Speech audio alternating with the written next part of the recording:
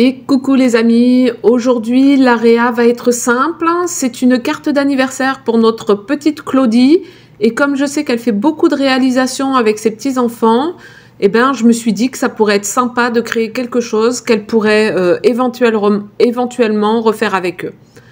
Je me sers d'un papier layout de 14,4 sur 10 cm. C'est un papier fait pour les feutres à alcool, mais on peut très bien faire cette petite carte avec d'autres médiums. Je me sers de la presse à tampons et de l'encre Memento, qui est l'encre que l'on utilise avec les feutres à alcool. Et je vais tamponner ce très joli coquelicot que j'aime beaucoup. Je m'en sers très souvent. C'est Marie-Noël qui me l'avait offert lors de mon anniversaire. Moi, je me sers de ce tampon, mais je pense que pour ce genre de créa, vous pouvez partir sur d'autres fleurs ou même un autre thème. C'est tout à fait possible.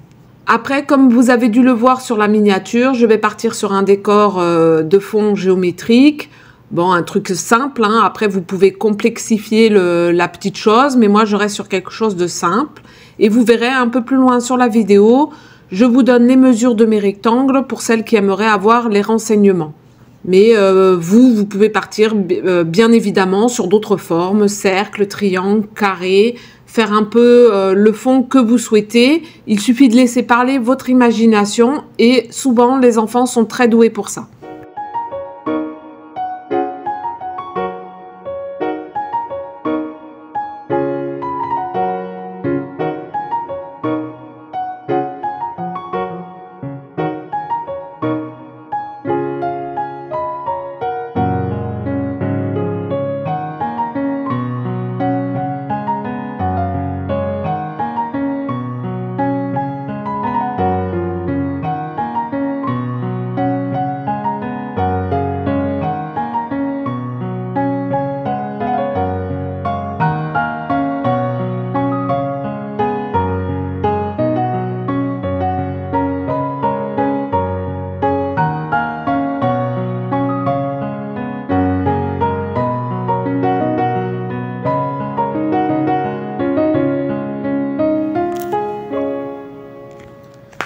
Aujourd'hui, je vais mettre en valeur mes coquelicots en apportant plutôt la couleur à mes rectangles.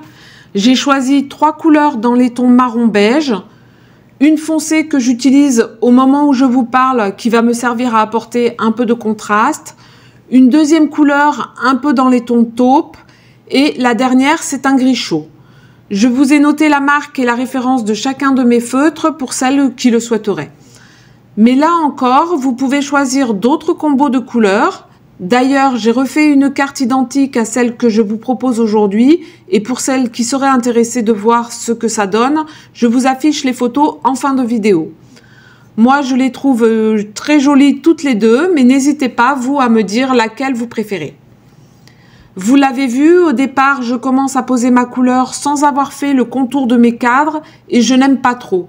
Vous me connaissez, je suis un petit peu pointilleuse sur les détails, du coup, je vais prendre ma règle et commencer par encadrer mes rectangles. Je vais également faire le contour de mes coquelicots qui sont présents dans ce rectangle pour ensuite pouvoir le remplir de cette jolie couleur marron foncé plus facilement. Et après, vu que le résultat me plaît, je vais procéder exactement de la même façon pour les deux autres couleurs.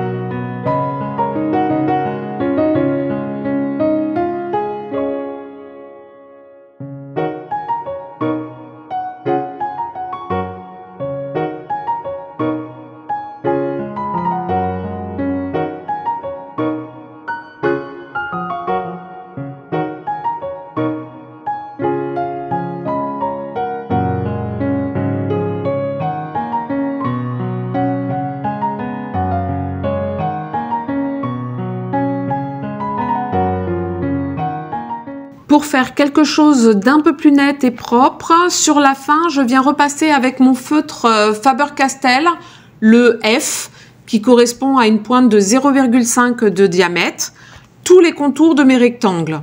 Et là, allez savoir pourquoi, j'avais envie de laisser dépasser sur chaque coin de mes rectangles pour apporter un petit plus. Ça m'a fait penser un peu, vous savez, à des cadres un peu asiatiques. Là, je ne l'ai pas fait avec ce feutre de Faber-Castell, mais avec mes feutres à alcool. Je viens après chaque trait essuyer ma règle afin qu'elle ne salisse pas ma création.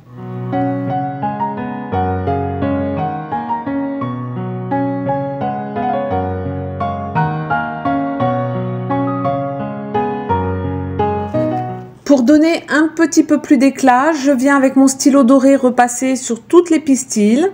J'adore ces stylos gel, je n'ai que le blanc et le doré, mais franchement, il faudrait que je m'en trouve d'autres. Les deux que j'ai sont de la marque Sakura, c'est des Gelly Roll, mais si vous avez des marques à me conseiller ou une référence à me donner pour plusieurs stylos, je suis preneuse les filles. Je vais également apporter un petit peu plus de lumière en traçant des traits à la verticale sur mon rectangle le plus grand, le foncé, et j'alterne avec mon feutre blanc et mon feutre doré.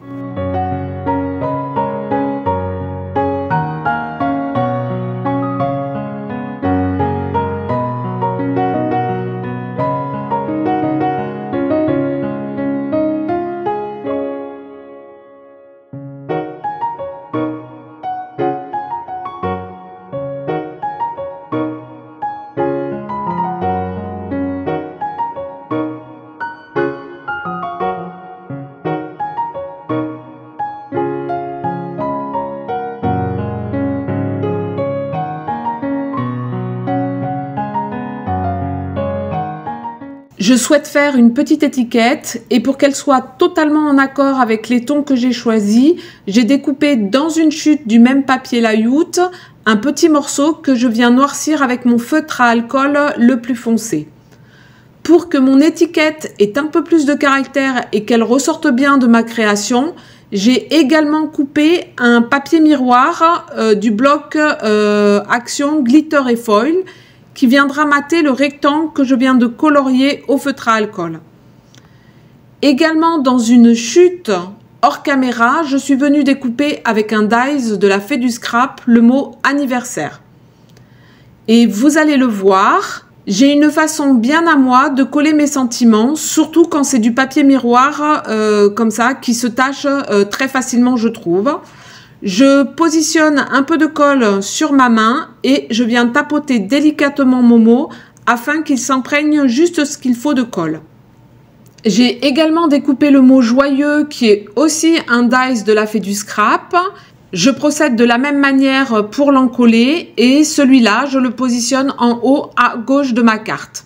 Je vais ancrer tout le tour de ma carte avec l'encre Versafine pomme de pin et je fais bien attention parce que le papier est vraiment très fin. Il me reste une base de carte dorée de chez Action, du coup je vais m'en servir pour mater ma réa.